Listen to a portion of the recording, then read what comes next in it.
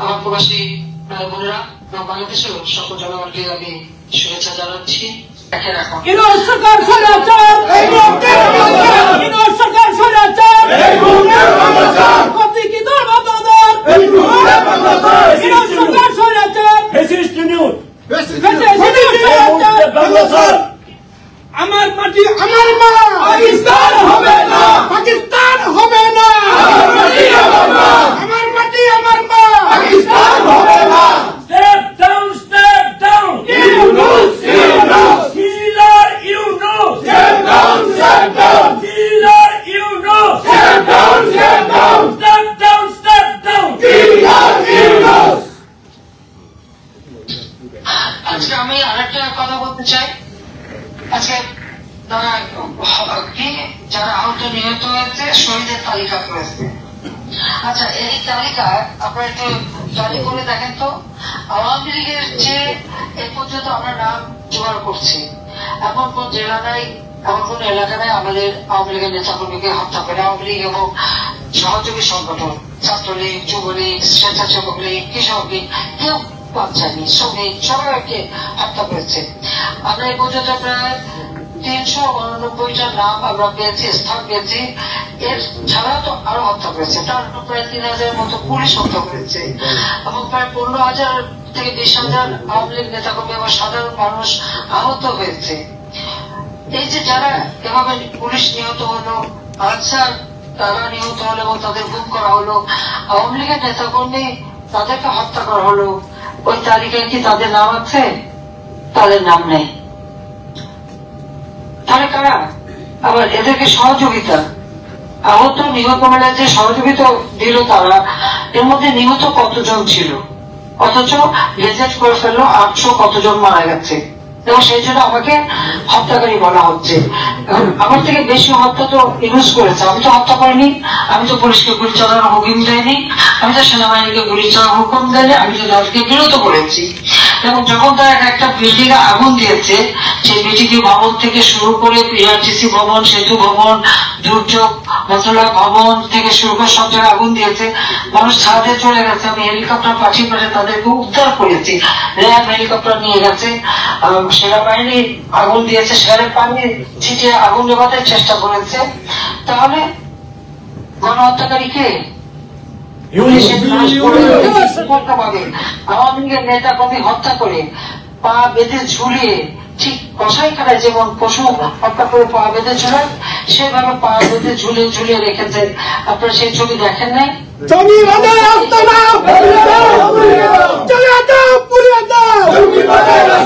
বাংলাদেশে হবে না, জঙ্গিবাদের রাস্তা না, সুদখোরের রাস্তা না, স্বৈরাচারী ইউনূসের দাম পুড়িয়ে দাও। শেখ হাসিনা বীরের বেশে বাংলাদেশে আসবে, আবার বাংলাদেশে বারবার দরকার শেখ হাসিনার সরকার। আজকে আপনারা দেখেন কিভাবে দেশটাকে ধ্বংসের দিকে নিয়ে যাচ্ছে। এবং আরেকটা বিষয় আপনাদের স্মরণ করেন, বিল ক্লিন্টনের সেই ফাউন্ডেশনের একটা সেমিনারে ইউনূস সাহেব গেল, সেখানে সে কি বক্তৃতা দিল, সেপ্টেম্বর মাসে যখন জাতিসংঘে যায়, সেখানে সে দিয়ে বললো কি যে এই আন্দোলন, এই ছাত্র জনতা তাদের কোন আন্দোলন না, এখানে কোন নেতাও ছিল না, এটা হলো সম্পূর্ণভাবে মেটিকুলাসলি ডিজাইন্ড আন্দোলন এবং তার মাস্টার মাইন্ড হিসেবে একজনকে পরিচয় করিয়ে দিল। সে তাই নাকি এটা পরিকল্পনা করে পরিকল্পিত ভাবে করেছে। তবে আজকে যেটা বলা গণ অভ্যুত্থান, ছাত্রলীগের ছাত্র জনতার অভ্যুত্থান, এটাতে সে অভ্যুত্থান না, এটা তো ইউনূস নিজেই বলেছে এবং এটাতে তার সম্পূর্ণ পরিকল্পিত, সূক্ষ্ম পরিকল্পিত একটা আন্দোলন, এটা সে নিজে ওখানে স্বীকার করেছে। একটু স্মরণ করে দেখেন তার বক্তৃতাটা এবং শোনেন। ঠিক তার পাশাপাশি আরেকটা বক্তৃতা আপনারা শুনবেন। ওয়ার্ল্ড ইকোনমিক ফোরামে গেল, সেখানে ওই যে তার যে ফাউন্ডার প্রফেসর সোহাব, তার সাথে ওই যে কথোপকথন এবং সেমিনারের মতো সবাই ওখানে আছে। উনি মুক্ত, সবাই শুনছে তার কথা, তিনি সুন্দরভাবে বয়ান দিয়ে যাচ্ছেন কি তিনি নাকি কিছুই জানতেন না সব আন্দোলনে, তিনি নাকি কিচ্ছু জানেন না, তাকে নাকি জনতা তুলে নিয়ে এসে ক্ষমতায় বসিয়েছে। অথচ ক্লিন্টনের ওখানে বলেছে যে এই মেটিকুলাসলি ডিজাইন করে মাস্টার মাইন্ড দ্বারা পরিকল্পিত ভাবে সে শেখ হাসিনাকে ক্ষমতা থেকে সরিয়ে নিজে ক্ষমতায় বসেছে। আর এখানে বললো উনি কিছু জানেন না, কিছু বোঝেননি, উনি কোথায় জনগণ সব করে তাকে বসিয়েছে। আমাদের যে 6% আমাদের প্রবৃদ্ধি এবং আমাদের যে উন্নয়ন, বলে কোনো উন্নয়নই হয়নি, সব ফেক, সব লেগে মিথ্যা। আচ্ছা আমাদের উন্নয়ন ফেক মিথ্যা, তাহলে আপনার বিশ্বের সমস্ত সংস্থা, সে ওয়ার্ল্ড ব্যাংক বলেন, IMF বলেন, ADB বলেন, বা অন্যান্য জাতিসংঘ, EU, কমনওয়েলথ, OIC, প্রত্যেকে যে স্বীকার করেছে এবং অন্যান্য যে সমস্ত গবেষকরা তারাও বলেছে যে বাংলাদেশের উন্নয়নটা একটা বিস্ময় এবং বাংলাদেশ বিশ্বের 35তম অর্থনীতির দেশ হিসেবে স্থান পেয়েছে এবং বাংলাদেশ যে উন্নয়নশীল দেশে গ্রাজুয়েশন হয়েছে, এই গ্রাজুয়েশন হতে গেলে কতগুলি ক্রাইটেরিয়া পূর্ণ করতে হয়।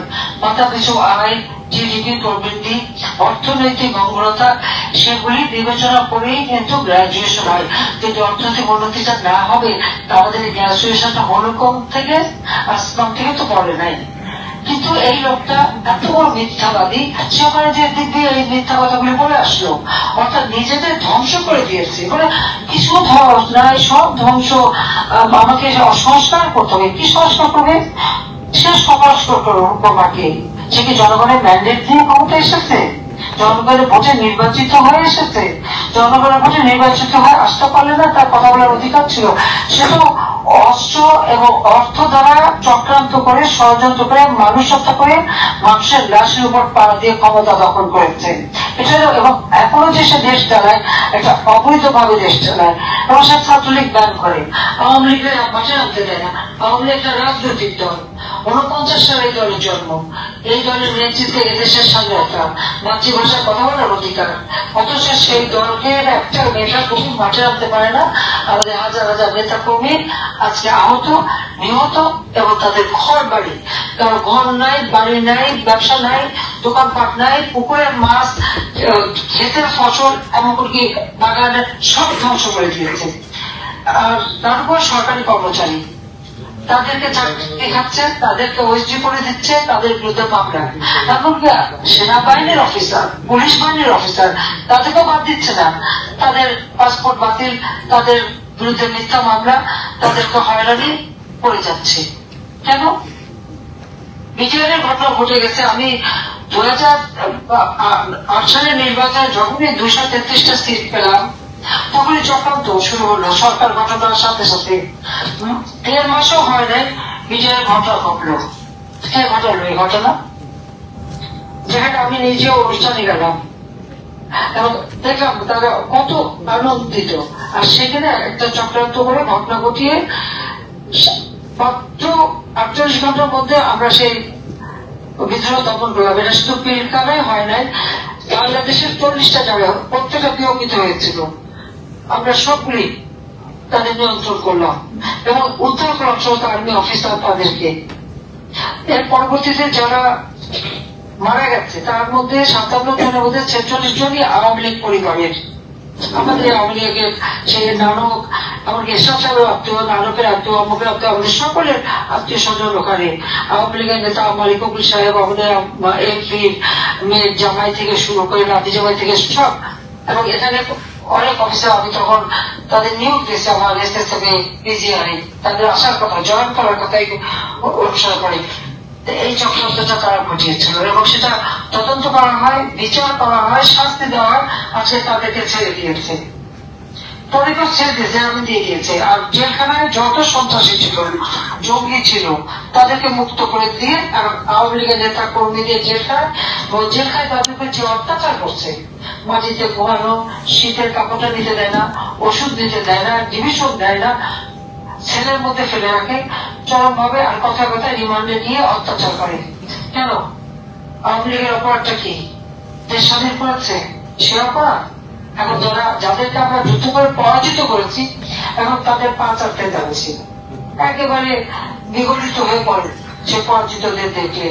আমরা বিজয়ী জাতি, আমরা তো মাথা উঁচু করে বুঝতে ব্যবহারে চলতাম। আজকে আমাদের সেই সম্মান সম্পূর্ণভাবে এরা ধ্বংস করেছে। কাজে প্রতি পদে পদে মানবাধিকার লঙ্ঘন করে যাচ্ছে এই ইউনূস। গ্রামীণ ব্যাংকে হাজার হাজার কোটি টাকা মানি লন্ডারিং করেছে। গ্রামীণ যে টেলিকম, আমি যে মোবাইল ফোন তাকে দিয়েছিলাম, গ্রামীণ ফোন, এই সেখানকার টাকাগুলি সব লুটপাট করেছে। এমনকি শ্রমিকের টাকা পর্যন্ত লুটে খেয়েছে। সেই শ্রমিকের টাকা আত্মসাৎ করছে বলে শ্রমিকরা মামলা করেছে। সেই মামলায় ইউনূসে কিন্তু শ্রম আদালতে 6 মাসের সাজাপ্রাপ্ত আসামি জামিনে ছিল এবং তার এই দুর্নীতি অডিট করার পরে ধরা পড়েছে। 5টা মামলা তার বিরুদ্ধে ছিল দুর্নীতি দমন কমিশনে। ক্ষমতা এসে সব মামলা বাতিল। তার কাছে 1100-1200 কোটি টাকার মতো ট্যাক্স পাওনা, 666 কোটি টাকার কেস। রায় হবার কথা 6 আগস্ট, সে 5 আগস্ট এই চক্রান্ত করে ক্ষমতায় যাবে এবং সেই এখন সে ট্যাক্স মওকুফ করে নিয়েছে। নিজে ট্যাক্স মওকুফ করে নিলেন। তার 54টা কোম্পানি, ব্যবসা প্রতিষ্ঠান, কোন প্রতিষ্ঠান সে ভোগ দেয় না, শ্রমিকের ন্যায্য পাওনা দেয় না, শ্রমিকের কল্যাণ ফান্ডে টাকা দেয় না, সে টাকা মেরে খায় আর সব পাচার করে আর সেগুলি ব্যবহার করে এখন। আর সেখানে জনগণের কাছে ট্যাক্স বসিয়েছে। যেখানে পেটে খাবার নাই, আয় উপার্জন নাই, জিনিসের দাম বেড়ে গেছে।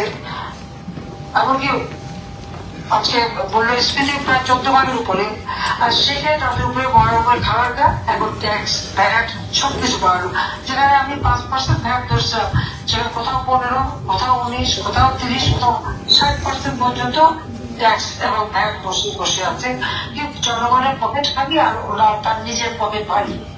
এবং এই যে কতগুলি লোক পেলে তাদেরকে দিয়ে সমস্ত বাংলাদেশে এজেন্ট লাগাচ্ছে, তাদেরকে টাকা দিচ্ছে, আইফোন কিনে দিচ্ছে, তাদেরকে ল্যাপটপ দিচ্ছে এবং তাদের যদি আওয়ামী লীগ কোথায় লুকিয়ে আছে ধরতে পারে তাদের উল্টো আরো প্রাইজ বানিয়ে দিচ্ছে। এবং এই যে তার যে এক গাদা পুষছে এবং তাদেরকে দিয়ে দেশের সর্বনাশ করাচ্ছে, এই টাকাটা কোথেকে আসে? 2023 সালে তার অ্যাকাউন্টে 118 কোটি টাকা। কোথেকে আসলো এই টাকা? সে জবাব দেবে? কোথায় পেল? তার নাকি কিছুই নাই, কোন আয় নাই, তার বাড়ি নাই, ঘর নাই, সে বলে বেড়াচ্ছে। অথচ গুলশানে ওই রোড নাম্বার 84-তে যা, তার বিশাল ফ্ল্যাট, ওটা মেয়ে 9 কোটি টাকা দিয়ে কেনা। পূর্বাঞ্চলে 68 একর জমি তার, একটা ফাউন্ডেশন, সে একটা কায়দা করে সবকিছুতে ফাউন্ডেশন বানায়, একটা ট্রাস্ট বানায়, 4 টাকা ওখানে রেখে দেয়। সেখানে 68 একর জমি তার, সেখানে রিসলি বিক্রিও করছে।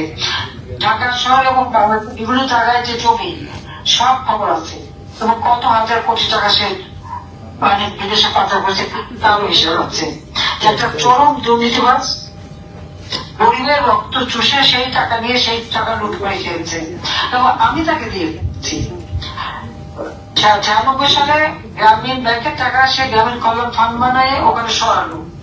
ফান্ড বানিয়ে সরিয়ে আমাকে এসে বললাম যে সরকার গঠন করি, গ্রামীণ ব্যাংকে টাকা নেই, সে চালাতে পারছে না। হ্যাঁ, তার এই ভালো মানুষের কথায় আমরা ভুলে গিয়েছিলাম।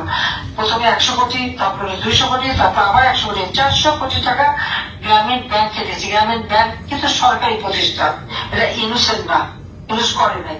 ইউনূস ছিল একজন এমপ্লয়ি, চাকরিজীবী, এমডি হিসেবে সে বেতনভোগ কর্মচারী। কিন্তু সমস্ত গ্রামীণ ব্যাংকটা এখন সে গ্রাস করে নিয়ে নিয়েছে। ওই গ্রামীণ ইউনূস সেন্টার বানিয়েছে, গ্রামীণ ব্যাংকের অফিস। সে অফিস সেখানে 11,000 স্কোয়ার ফিট, মাত্র 1,000 টাকায় 24 বছরের জন্য লিজ দিয়েছে 16 তলায়। আর ওখানে বসে এখন যত রকমের চক্রান্ত ষড়যন্ত্র করে যাচ্ছে ওই মিরপুরের যে ইউনূস সেন্টার এবং গ্রামীণ ব্যাংকের যে 16 তলা বিল্ডিং, ওখানে বসে খুব আধুনিক অফিস করে নিয়েছে। সবই জনগণের টাকা, অথচ সেগুলি সব ভোগ তখন সেগুলি সব নিজের হয়ে গেছে, 1,000 টাকায় নিয়ে নিয়েছে। এইভাবে তারা ধোকাবাজি দিয়ে মানুষের কাছে লবিস্ট রেখে রেখে শুনলাম আমেরিকায় নাকি $3 লক্ষ মাসে দিয়ে লবিস্ট ঠিক করেছে ট্রাম্পের সরকারের সাথে খাতির করার জন্য। আবার একজন না, 2-3 জন তার লবিস্ট। এইভাবে তারা টাকা ব্যয় করে, আর দেশের মানুষ খাবার পায় না, চাল কিনতে পারবে না, গম কিনবে না, মানুষের খাবার দিতে পারবে না, টিসিবির যে কার্ড সেখানে নাকি চাল কিনতে পারবে না, সার কিনতে পারবে না, জ্বালানি কিনতে পারবে না, আর নিজে ওদিকে টাকা খরচ করে নিজের ইমেজ তৈরি করতে পারে। একটু দেশের কোনো কল্যাণ করবে না, শুধু নিজের ভোগ দখলের জন্য এসেছে। এর হাত থেকে দেশকে রক্ষা করতে হবে, দেশকে মুক্ত করতে হবে, এবং তার জন্য আমরা প্রবাসী রাখার জনমত সৃষ্টি করা। সারা বাংলাদেশে কোন নেত্রী আছে? সারা বিশ্বে কোন নেত্রী আছে? গণতন্ত্রের নেত্রী আছে? মুক্তিযুদ্ধের পক্ষে নেত্রী আছে? কৃষকের নেত্রী আছে?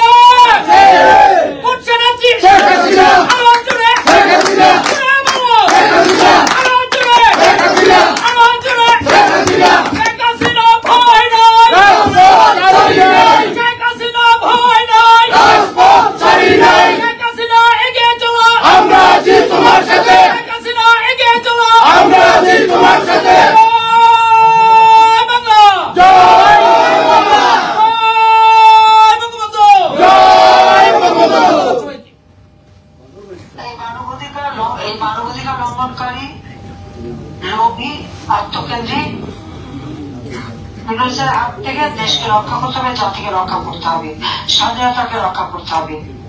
আজকে আমাদের সংবিধানে হাত দিতে চায়, জাতীয় সঙ্গীতে হাত দিতে চায়, জাতীয় বিধান নাম মুছে ফেলেছে, ইতিহাস বদলে দিচ্ছে, এবং পরাজিত শক্তি এবং যারা যুদ্ধ অপরাধী, যারা গণহত্যা করেছে, নারী ধর্ষণ করেছে, নির্যাতন করেছে, আমাদের বুদ্ধিজীবীদের হত্যা করেছে, আজকে তাদেরকে নিয়ে তার ঘর সংসার, যত জঙ্গি, সন্ত্রাসী এবং যত রকমের সেই যারা এই ধরনের সন্ত্রাস বিশ্বাস করে তাদেরকে নিয়ে আজকে তার চলা, এবং দেশটাকে সে সম্পূর্ণ ধ্বংসের দিকে নিয়ে যাচ্ছে। কাজে আমার গণতন্ত্র ফিরিয়ে আনতে হবে, মানুষের অধিকার ফিরিয়ে আনতে হবে, মানুষের অন্ন, বস্ত্র, বাসস্থান, চিকিৎসার ব্যবস্থা করতে হবে। বাংলাদেশ যেন উন্নয়নশীল দেশ হিসেবে এগিয়ে যেতে পারে, তার জন্য ব্যবস্থা নেওয়ার জন্য এই দুর্বৃত্ত সরকার, স্বৈরাচারী, ফ্যাসিবাদী এবং একেবারে দুর্নীতিবাদ এর হাত থেকে দেশকে রক্ষা করতে হবে। স্বৈরাচার ইউনুস তার রাষ্ট্র চালাবার কোন অভিজ্ঞতাই তো নাই, সে নিজেই স্বীকার করে, তার সে ক্ষমতা থাকে কেন? এই মুহূর্তে তাকে ছেড়ে দিতে হবে এবং দেশকে দেশের মতো চলতে দিতে হবে, গণতান্ত্রিক ধারা অব্যাহত রাখতে হবে।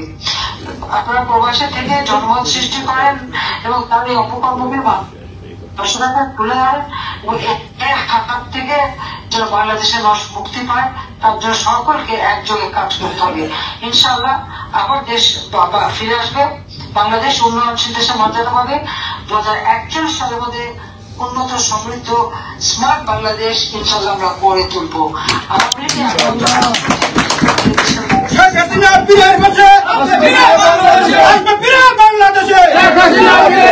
আমার মাটি আমার মা, পাকিস্তান হবে না, আমার মাটি আমার মা।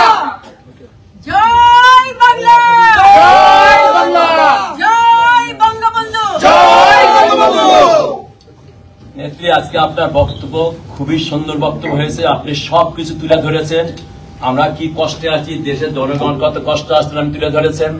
আমরা প্রবাসী যারা আছি আমাদের কি করণীয় আপনি খুব সুন্দর দিক নির্দেশনার মতো বক্তব্য রেখেছেন। তবে আমাদের কষ্ট আপনাকে আমরা 6 মাস দেখছি না, সেটা আমাদের সবার মনের কষ্ট। এখানে হল ভর্তি লোক রয়েছে, এখানে কিছু বিশেষ ব্যক্তি রয়েছে। 70 সালে একজন এমপি মহোদয় আমাদের মাঝে আজকে কামাল এমপি কামাল সাহেব এখানে উপস্থিত আছেন, এবং নিউ ইয়র্ক সোসাইটি সবচেয়ে বড় সোসাইটির সাবেক সভাপতি আমাদের মজিব ভাই এখানে রয়েছেন, আর বাংলাদেশে attorney general advocate Abdur Rakib এখানে উপস্থিত আছেন, এবং আওয়ামী লীগের সভাপতি এবং সাধারণ সম্পাদক এবং তার পুরা কমিটি কয়েকদিন হলো এত কষ্ট করেছে এই আবহাওয়ার ভেতর। তারা আপনাকে একটু আপনি যে সময় দিয়েছেন সেজন্য আপনাকে একটু ধন্যবাদ জানিয়ে একটু কথা বলতে চাই এবং অনেকে হয়তো সালাম দিতে চায়, যেহেতু আপনাকে আমরা দেখতে পাচ্ছি না, আপনাকে সালাম দিয়ে তারা সেই কিছুটা শান্তি পেতে চায়। আওয়ামী লীগের পক্ষ থেকে শুভেচ্ছা, পক্ষ থেকে হ্যাঁ, এখন সভাপতি ফাইম ধন্যবাদ।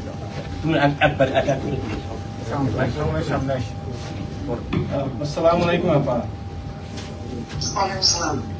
আমি ফাহিম, বাফুলা আওয়ামী লীগের সভাপতি। এখানে আমার কার্যকরী কমিটির প্রত্যেকটা সদস্য উপস্থিত হয়েছেন এবং মুক্তিযোদ্ধা বৃন্দ উপস্থিত, বিভিন্ন মুরব্বিয়ান, ছাত্র, যুবক, সর্বস্তরের জনসাধারণ উপস্থিত হয়েছেন আপনার বক্তব্য শোনার জন্য। আমি আপনাকে বাফুলা আওয়ামী লীগের পক্ষ থেকে অসংখ্য ধন্যবাদ এবং কৃতজ্ঞতা জানাচ্ছি।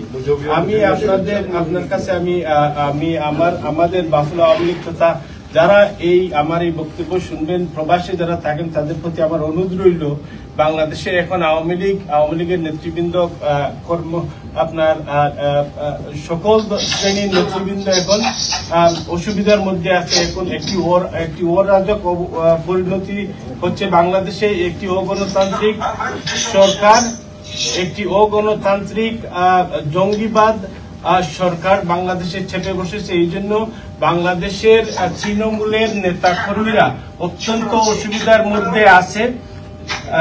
বিদায় আমি প্রবাসের সকল নেতৃবৃন্দকে অনুরোধ জানাবো, যার যার অবস্থান থেকে যেভাবে সম্ভব বাংলাদেশের তৃণমূলের আওয়ামী লীগের সাথে যোগাযোগ করে ওনাদের চাহিদা এবং সময় উপযোগী সহযোগিতা করার জন্য আমি উদাত্ত আহ্বান জানাচ্ছি।